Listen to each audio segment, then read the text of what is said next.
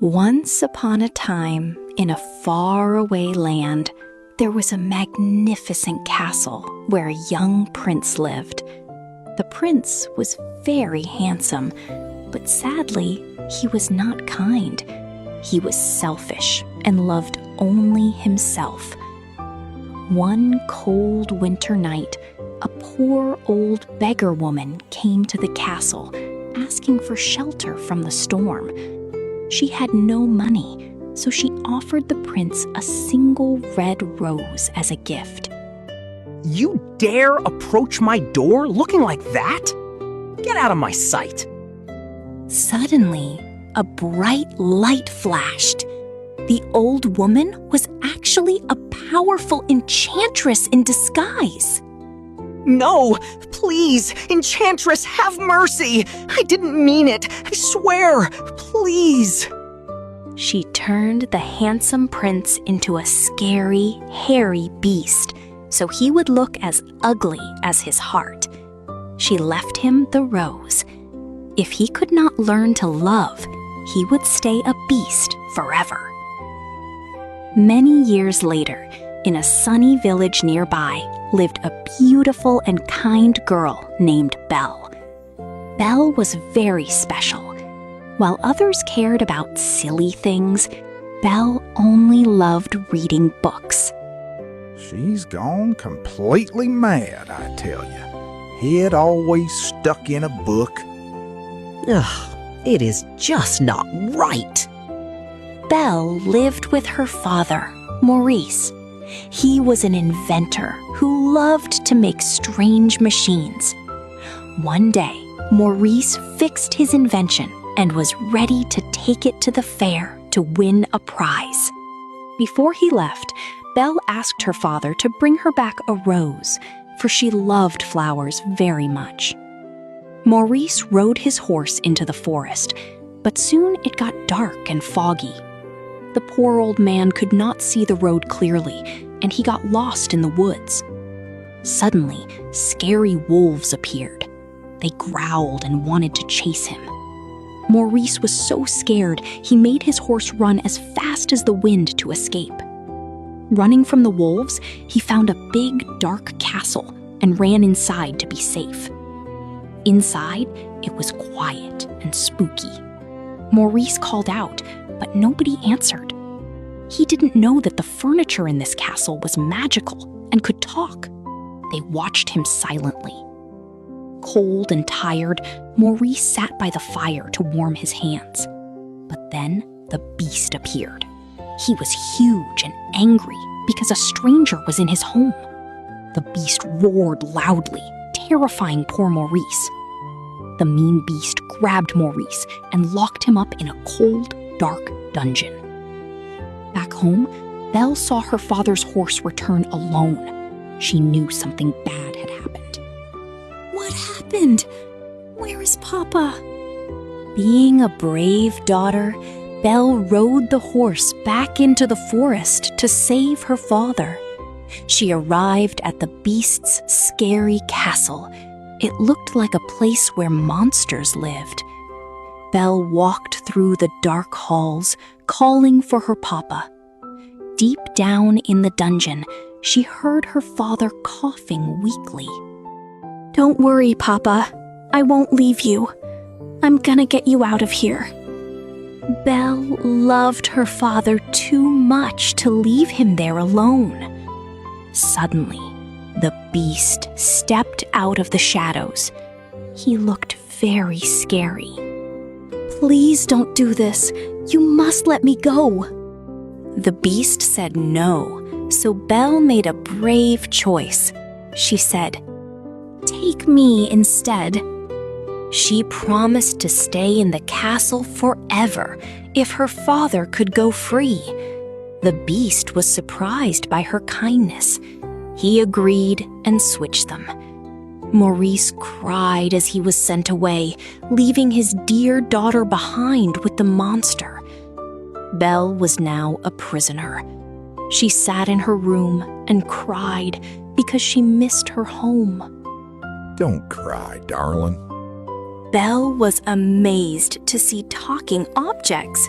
They were actually the prince's servants under the spell. Lumiere the candlestick welcomed her warmly, making her feel a little less lonely. As days went by, Belle explored the castle. It was beautiful, but sad. The beast had told her never to go to the West Wing, but Belle was very curious. She went inside and found the magical red rose glowing in a glass jar. It was so beautiful that she reached out to touch it. The beast saw her and roared in anger. He was scared she would hurt the rose. Belle was so terrified of his anger that she ran out of the castle into the snow.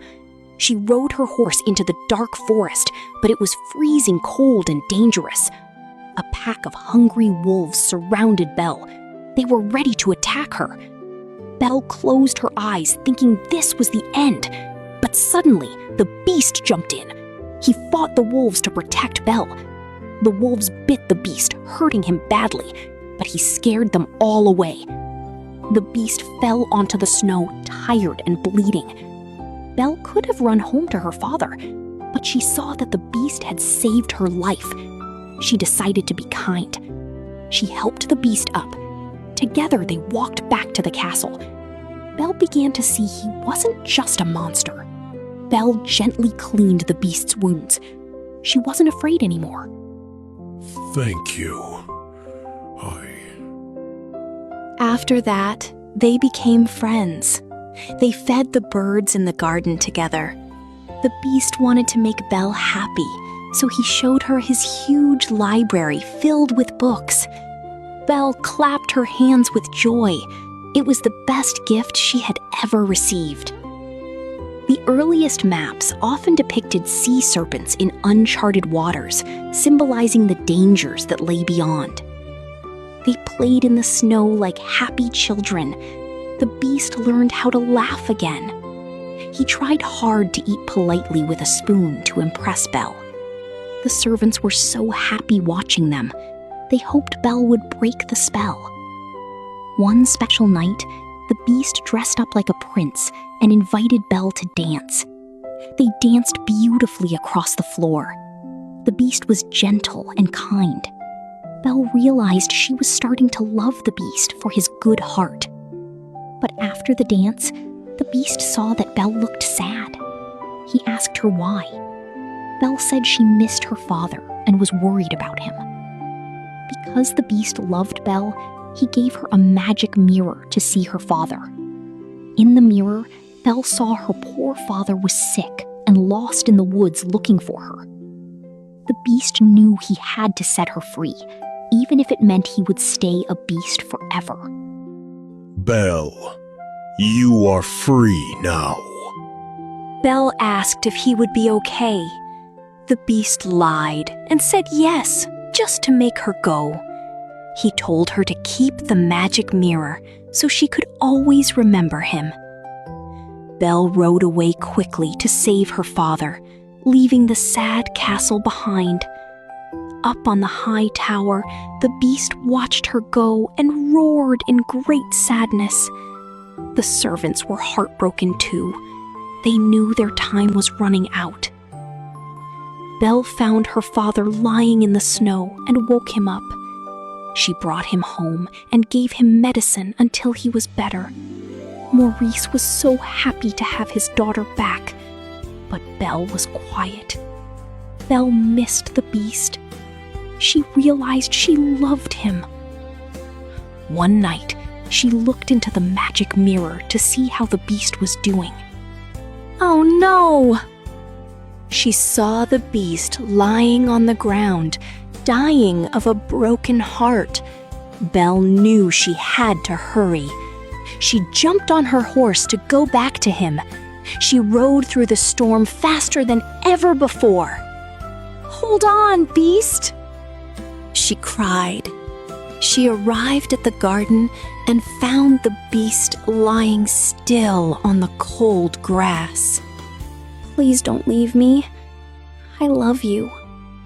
The beast opened his eyes weakly. He was happy to see her one last time. Inside the room, the very last petal of the magic rose was about to fall. Time was up. He whispered softly. Then the beast closed his eyes and stopped moving. He was gone. The last petal fell. The light of the rose went out completely. Belle hugged him and sobbed. For a moment, everything was silent and sad. But then, a magical thing happened. Belle's tear of true love landed on the beast and started to glow. Golden light swirled around the beast, lifting him into the air. The light was so bright that Belle had to cover her eyes. The magic spell was breaking. The ugly fur and claws disappeared. The beast was turning back into a human. When the light faded, a handsome prince stood there, alive and well. Belle, it is me. Belle looked into his blue eyes and knew it was her beast. They hugged each other with joy. The curse was finally broken. Inside the castle, Lumiere, the clock, and the teapot all turned back into happy people. Little Chip became a cute little boy again and ran to his mother. The next morning, the sun shone brightly on the castle. It was no longer dark and scary. Belle and the prince got married in a beautiful celebration. Everyone cheered. Belle's father, Maurice, was so proud of his brave daughter. The prince promised to always be kind and never selfish again. He thanked Belle for teaching him how to love. Belle smiled, knowing that true beauty comes from within. The garden was full of blooming red roses, brighter than ever. And so Beauty and her prince lived happily ever after. The end.